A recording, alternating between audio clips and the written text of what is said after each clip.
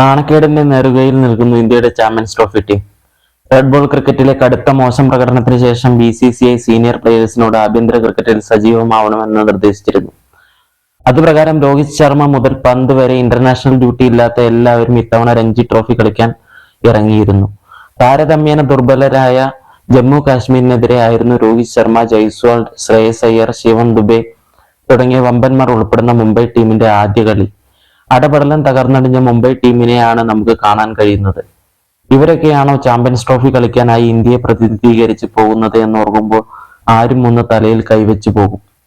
ജയ്സ്വാൾ 8 ബോളിൽ 4 റൺസ്, രോഹിത് ശർമ്മ 19 ബോളിൽ 3 റൺസ്, രഹാനെ 17 ബോളിൽ 12 റൺസ്, ശ്രേയസ് അയ്യർ 7 ബോളിൽ 11 റൺസ്.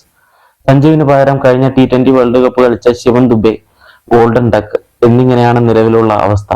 ഒടുവിലെ റിപ്പോർട്ട് പ്രകാരം 19 ഓവറിൽ 7 വിക്കറ്റിന് 60 റൺസ് എന്നതാണ് സ്കോർ നില. മിസ്റ്റർ മരുമകൻ ഗിൽ അപ്പുറത്ത് പഞ്ചാബിന് വേണ്ടി ഇന്നിംഗ്സ് ഓപ്പൺ ചെയ്ത് 8 ബോളിൽ 4 റൺസ് എടുത്ത് മടങ്ങിയിട്ടുണ്ട്.